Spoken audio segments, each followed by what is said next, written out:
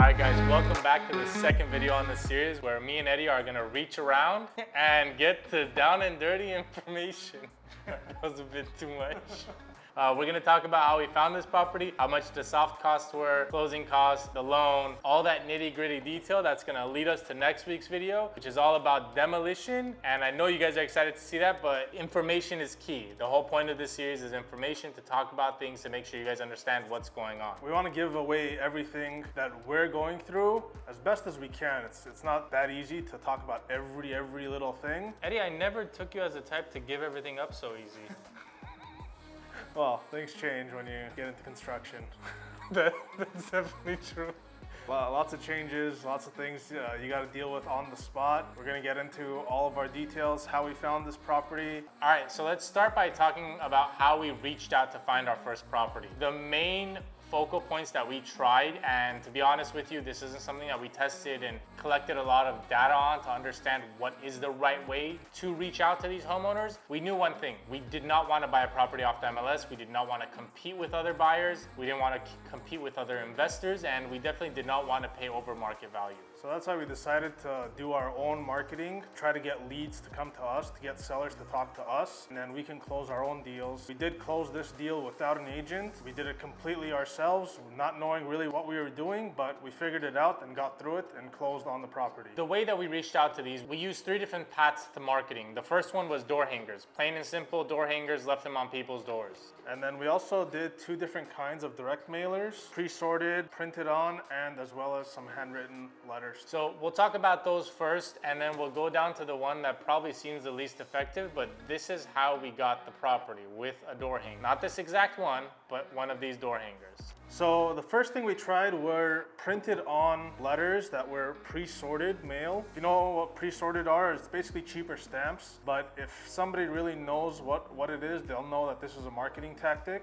These were printed on, meaning we used a service that used an inkjet printer to make it seem like handwriting. But if you really look, you can tell that it's not truly a handwritten letter. It's just an inkjet printer that printed a font on. The other mailers that we used we actually used first class stamps. We actually used true handwritten mailer. This we got a better response on. We didn't really track our responses. We're not there yet, but we got a better response on this because this actually uses a ballpoint pen to write on the address, our return address, and all that. Those are the mailers that we did. The flyers that we used, we sent out about 20,000 of these. The cost on these flyers is really low per flyer, but I feel like they have a lower return on investment and they have a lower response rate. We sent out about 20,000 of these. I think we got like 2 or 3 calls. The sorted mailers, I think we sent out about 2,000 of those. The handwritten one was about 2,000 as well. We got a lot more people reaching back for the handwritten ones. We just didn't have opportunities to close deals there. Some of them weren't ready yet. Some of them didn't have a property we were interested in, and some of them just wanted crazy amounts of money. But the whole point with the handwritten letter was we were getting responses. People were opening them, they were reading them, and they were giving us a call back. And every lead is a good lead until it dies.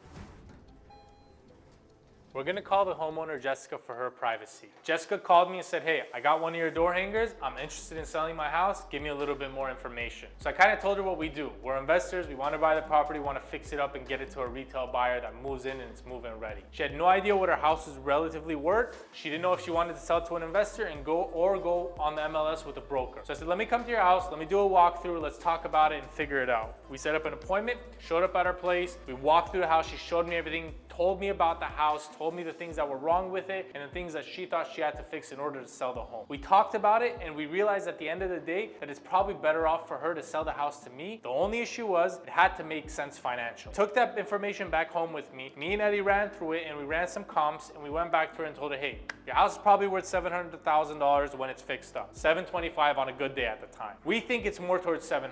I can give you $600,000 for your house today and we can wash your hands of it. You can close on the date that you want and you'll be all set. At the end of that, you'll be netting maybe $10,000, $15,000 less, but you'll avoid all the headache of trying to fix everything up and find a retail buyer and deal with a broker. She wanted to sleep on it. We gave her a couple days. I called her back and we set up another appointment. I went in there and we talked and we talked and we talked and they came down to it. She said, listen, give me $625,000 and the house is yours. So that's what we agreed upon.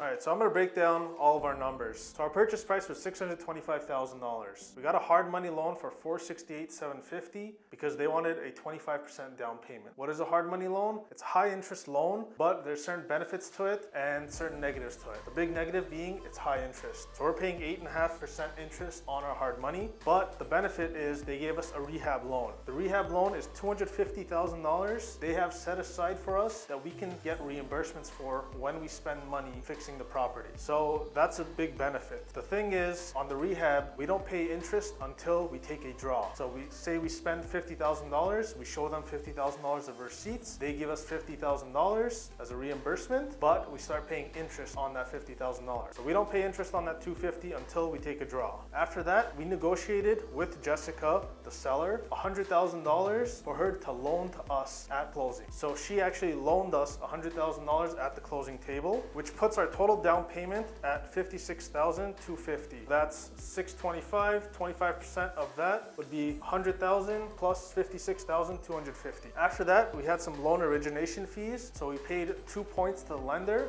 and 2 points means 2% interest on the $468 plus $250. And then we had some other fees like loan document fees and other fees that lenders tack on. So that cost was $16,625. After that, we had our closing costs like title fees, escrow fees, notary fees, and other things that come with closing on a real estate transaction. And that was $14,523, which puts our grand total to $87,398 out of pocket. So that's what we had to come up with out of pocket to close on this house. Next, we're gonna join Sam at the pool and talk about some of our soft costs. So we're by the pool, we're relaxing, we're gonna go over the rest of the numbers. I'm gonna talk about the soft costs, Eddie's gonna talk about the permit costs. So starting off, we hired an architect for $6,500. I'll be completely honest with you right now, he was a complete waste of money. Did not really help us out at all. We could have definitely picked a better architect. But unfortunately, that's what we had, that's what we picked, and that's what we had to deal with. From there, on top of the $6,500, he charged us about another $520 in printing costs, dropping off permits, random fees, which he probably shouldn't have done, but it is what it is. We had to push through the project. We also had to get an engineer on the project because even though the architect was licensed and could have done the engineering calculations, he decided that he didn't want to do them and wanted us to hire an engineer. That ended up costing us an additional $3,000. From that, we had to get a land survey. This is typical with most properties that you're building on. You need to get a survey, know where your property lies on. Unfortunately, our architect wanted to go above and beyond. He wanted a topography map. He wanted things that were really not necessary, but he would not work unless he got that.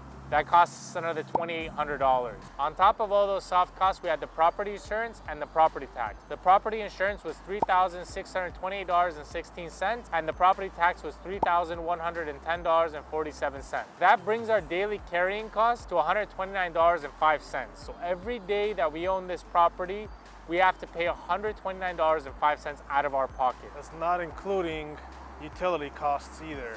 Our total soft cost, excluding property tax and property insurance, is $12,820. The rest of it will break down at the very end of the project because it's prorated per day at the end of the project. So far, $12,820 is our soft cost to get to the permits. I'm gonna tell you about how much we paid for our permits. So just to submit for our permits, it cost us $1,222.20. We also had to get clearances from the different city departments. So we had to go to the Bureau of Engineering, that cost us $347. Bureau of Street Services cost us $649. We also had to go to another department in Street Services for our LID, Low Impact Development, that cost us another $352. Our temporary power pole permit was $132.98. There was a service fee for $3.60. The final permit fee, this is when you actually get the permit back and it gets approved. You have to pay $8,664.14 to actually get our approved permit. So that's about $11,370 in permit and city fees that we had to pay. We had some other costs, like as soon as we bought the house, we changed all the locks. It cost us $103 to change all the locks. Then we spent some money at Home Depot for some certain things that we had to get into the house. That was like $166. And then we had to pay some utility costs as well for like $200 or so. We did remove the gas meter right away. Right when we closed on the property, we said we don't need gas because we're gonna be working on this thing. We can't have the gas on. So we had the gas meter removed. At the end of the day, we bought the property for $625,000. We had loan origination costs, we had closing costs, we had permit fees, we had soft costs. That brings our total out to $680,607. Thanks for watching this long. Next week, we demo the house. You'll see all of that. We'll keep you guys on a running tap so you know how much everything is costing us. Subscribe down below, hit that notification bell so you know when we upload. We're uploading once a week. Comment down below if you have any questions. If we didn't clarify anything and you want more information, comments are open. We will be responding to you. Share this video with your friends and like the video. We'll see you guys next week.